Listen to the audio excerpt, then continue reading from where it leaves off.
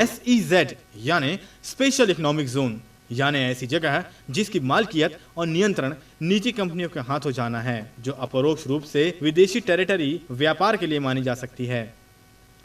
जून 2005 में संसद में SEZ एक्ट पास, फरवरी 2006 से लागू। SEZ भारत में निर्यात को बढ़ावा देने के लिए शुरू किया गया। अनुमान के तौर पर इससे देश का सकल घरेलू उत्पाद 5 गुना बढ़ने की उम्मीद रखी गई, जिससे तकरीबन 30 लाख रोजगार पैदा की जा सकेगी।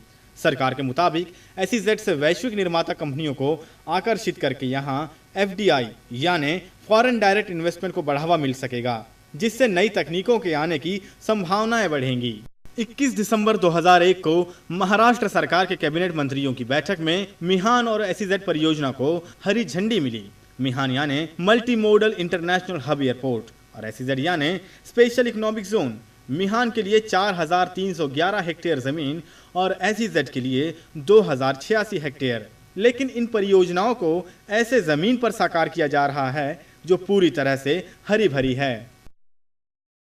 खेती की उर्वरक जमीन को ग्रीन बेल्ट वाली जमीन कहा जाता है, वहीं दूसरी ओर बंजर या अनउर्वरक जमीन को येलो बेल्ट वाली जमीन कहा जाता है। किसी भी निर्माण कार्य के लिए जमीन को 5 सालों तक अनुर्वरक होना जरूरी होता है, लेकिन मिहान में ऐसी कोई बात नजर नहीं आती। एक और लहलहाती फसल तो दूसरी ओर इन्हीं हरित पट्टों पर धड़ल्ले से किए जा रहे निर्माण कार्य को आप एक साथ देख सकते हैं। एक ऐसे बूढ़े किसान ने बीच में बताया कि उनकी जमीन जो जामठा क्रिकेट स्टेडियम के करीब है, उसकी कीमत अब करोड़ों की है। मेरी जमीन 4.25 एकड़ परसुड़ी की हड्डी में और 20 एकड़ का प्लाट जामठा की हड्डी में। दोनों की जमीन में कितना रेट का फर्क है? रेट का फर्क तो कोई नहीं, नर्सरी का चल रहा है अभी हमारे यहाँ जैसे 35 के ऊपर ही भाव चल रहा है, तो इधर में थोड़ी कमती मिलेगा। अभी 2-2.5 करोड़ रुपए एकड़ की ज़मीन वहाँ चल रही है जामठा में। SEZ की जमीन से जामठा गांव के दरमियान की ज्यादातर जमीन आरक्षित घोषित किए जाने पर इन गरीब किसानों के हाथों कुछ नहीं चढ़ेगा, जिससे वे आत्महत्या करने की बात बड़े ही सहज ढंग से करने लगे हैं। आपकी जमीन भी अभी आरक्षण के भीतर में आ रही है, आरक्षित जमीन के भीतर में आ रही है। अगर आपको भी अगर कम रेट मिलता तो आप क्या करेंगे उस वक्त? कम रेट मिलेंगे तो जो आपकी मेहरबानी है। आपने कभी बोला कि नहीं हम जैसी खापरी की ज़मीन ले लिया, दहेगा के ले लिए और टेलर के ले लिए, तो उसको 1 लाख रुपये एकड़ के हिसाब से ज़मीन दिया। और वैसे कभी हम लोग को भी मारेंगे तो हम लोग क्या करेंगे? ऐसा कभी मारना चाहते हो तो क्या हरकत नहीं, मार दो, ऐसा हमारा ख्याल है।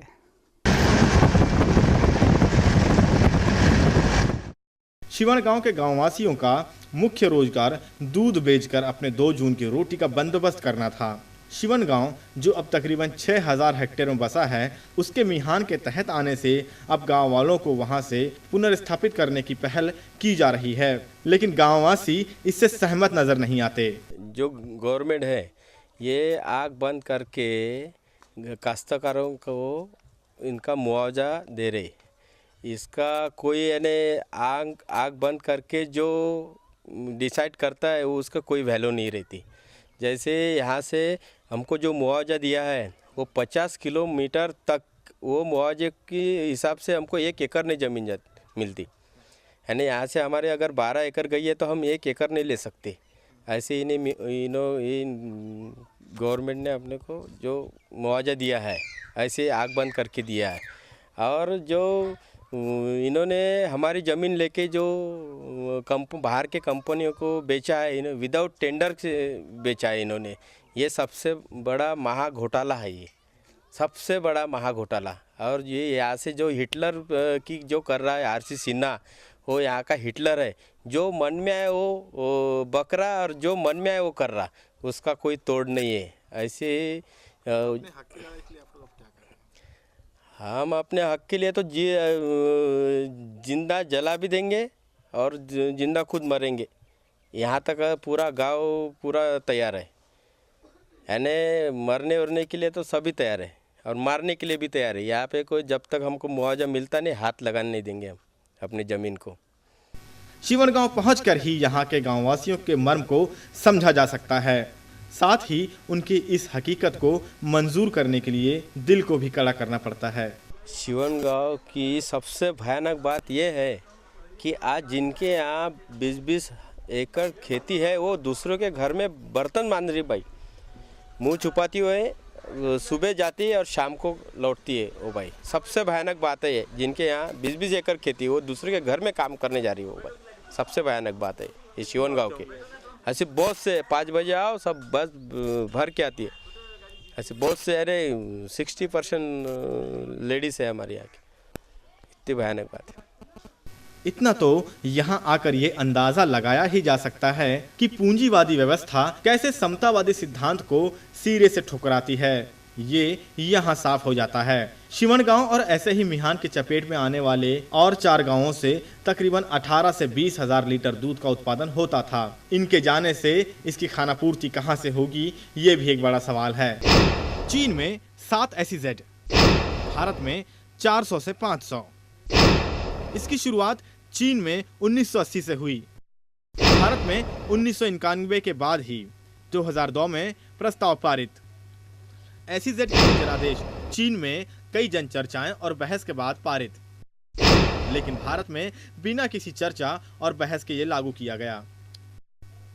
SEZ का कुल आकार चीन के शेज़ेन क्षेत्र में 32,700 हेक्टेयर की जमीन पर SEZ का प्रस्ताव रखा गया, लेकिन भारत में ये महज 3 से 14,000 हेक्टेयर तक ही सीमित रहा। चीन गणराज्य में SEZ की मालकियत सरकार के पास है, लेकिन भारत में SEZ जमीनों की मालकियत निजी कंपनियों के हाथ है। SEZ कैसी जमीनों पर? चीन में ज्यादातर तटवर्ती और फालतू पड़ी जमीनों पर ही SEZ बनाया गया, लेकिन भारत में ज्यादातर जमीन उपजाऊ और खेती योग्य जमीन पर SEZ साकार किया जा रहा है। निर्यात चीन में सन 2000 में $35 बिलियन का निर्यात अकेले SEZ से किया गया, लेकिन वहीं भारत में 1998 में $1.67 बिलियन की मदद ली गई ताकि $1.04 बिलियन का विदेशी मुद्रा विनिमय किया जा सके। रोजगार चीन में SEZ में काम करने वालों को बहुत कम वेतनमान दिया जाता है, वहीं भारत में भी ये बहुत सीमित 2005 तक 1,650,000 रोजगार ही दे पाया है। कुल आर्थिक सफलता चीन में शेज़ेन में पूरी सफलता, लेकिन 2 SEZ असफल। भारत में बड़ी भारी तादाद में असफल, और अंत में जमीन अधिग्रहण। चीन में कुछ जगहों पर हल्की झड़पें, लेकिन भारत में खून खराबे भरा विरोध, फिर जबरन अधिग्रहण।